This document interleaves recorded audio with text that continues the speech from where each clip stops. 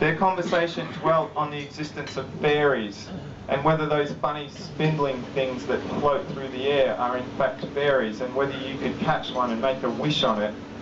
Max proposed that he was going to catch a fairy, and that when he did, he was going to wish for 100 bags of lollies. Emily suggested to me upon reflection that this wish was greedy, and offering her my wise counsel as a father and a responsible adult, I couldn't help but agree that wishing for 100 bags of lollies was both greedy and selfish, and I was proud that she would never be so indulgent herself. She went on to explain that she told Max that if she happened to catch a fairy, she would wish that Collingwood wins the grand final every single year from now on.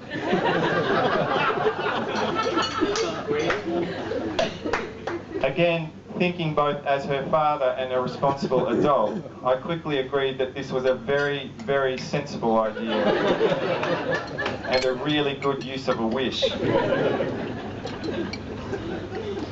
Tortured Tales of a Collingwood Tragic is, in this spirit, a light-hearted remembrance of my life as a Collingwood fan, from the schoolyards of Creswick, growing up among the Bogans and Carlton-loving scumbags, to high school and treks to Vic Park and Waverley with my highly suspect mates, to the key moments in life, work, travel, children, and how they seem to somehow always intersect with this football team. This book is the story of just one tragic in an army of tragics, but in a sense, my story is also your story.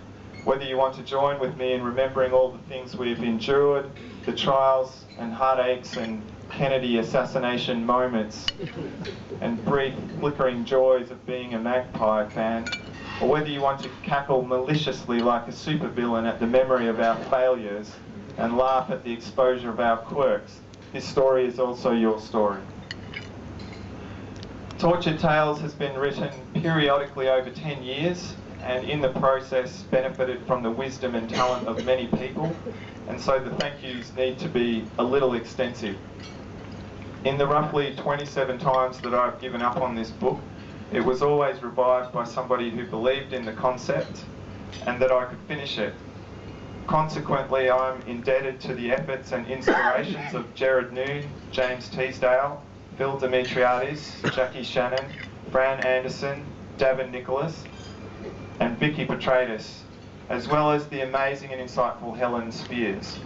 I would also like to make special mention of two capital fellows called John Harms and Paul Daffy, who've nurtured whole battalions of football writers through the amazing enterprise of the Footy Almanac, and offered me mateship support and confidence, as well as a forum for my football writing which may not have otherwise existed.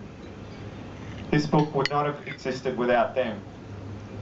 Thanks so much to my supportive extended family, the Santa Marias, for coming out in force again tonight, and the Shannons, and also to my wonderful, good-natured and supportive colleagues from Genesano, who I just love working with. Thanks for the many ways in which you tolerate me. Thanks to Jason Schulman from Reach, who helped put together the collaboration with that very worthy organisation tonight.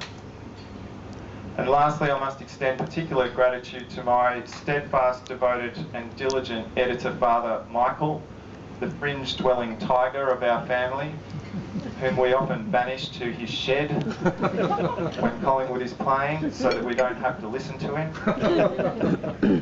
He's given so much of his time to this project, this Collingwood project, and I suppose greater love hath no tiger. Thank you very much, Dad.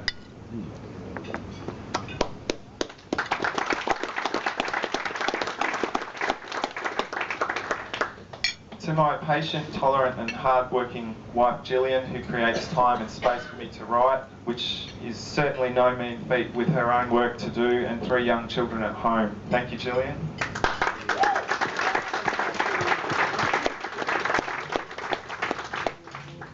And of course, not to forget my wonderful magpie mother, Pat, a very special person.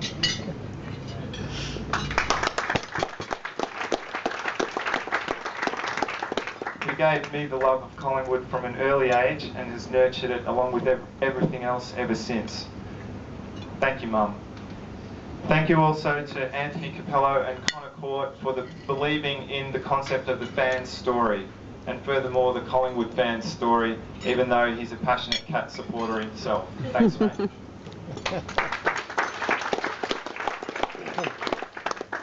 We've been blessed tonight with two men, Tim Lane and Joffa, officiating and giving up their very scarce and valuable time, and I'm very appreciative of that. One of them is without doubt one of the most eloquent, graceful and iconic observers of the game we've ever seen. Well done, Joffa. And Tim Lane's not bad either.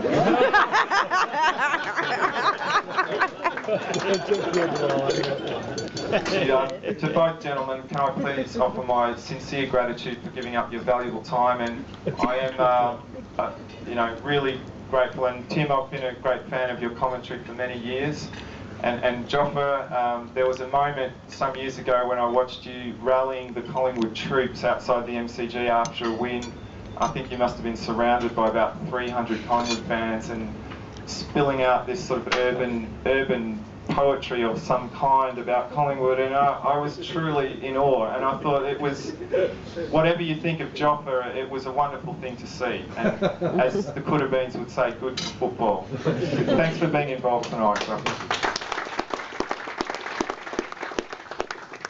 And to Peter McKenna, it's been a rare privilege to listen to one of the great Collingwood gentlemen in the tradition of Fons Kine and Bob Rose, and this is my first opportunity to meet you, but it's a real joy for me, and thank you so much for being part of this evening.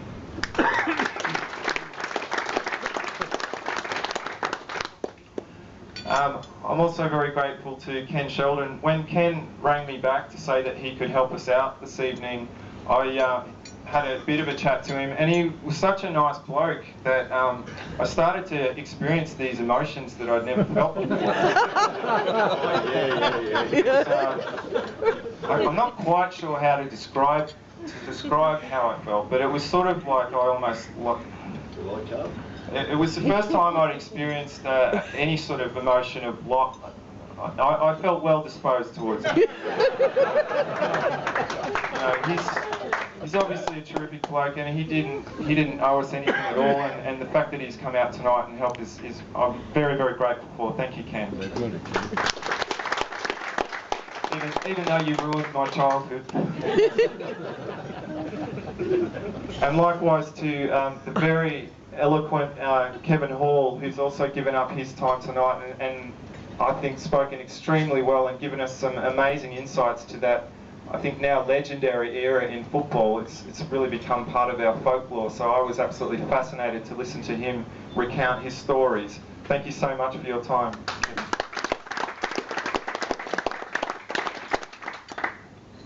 As John Harms observes in the foreword to Tortured Tales of a Collingwood Tragic, being a Collingwood fan shapes our character and becomes a part of who we are. So I can think of no better way to finish than with the words of the almanacker Matt O'Connor and his splendid report on last year's grand final rematch, with apologies to Elizabeth Browning. How do I love thee, pies? Let me recount the ways. He then recounts multitudinous ways that he loves Collingwood, which I'd love to actually read the whole lot of them now, but I won't. But he finishes with, most of all, I love barracking for Collingwood. It's exciting, deflating, exhilarating, frustrating and nerve-jangling, often all in the one quarter. But it's never dull. There is absolutely no doubt that for better or worse, the Collingwood experience is part of my character, part of my psyche. Desolation and ecstasy are just the two sides of a black and white coin. And while they owe me nothing, I will always be grateful for the beautiful football they played in 2010 and the fact that they deservedly crowned it with a premiership cup. Thank you very much for coming tonight.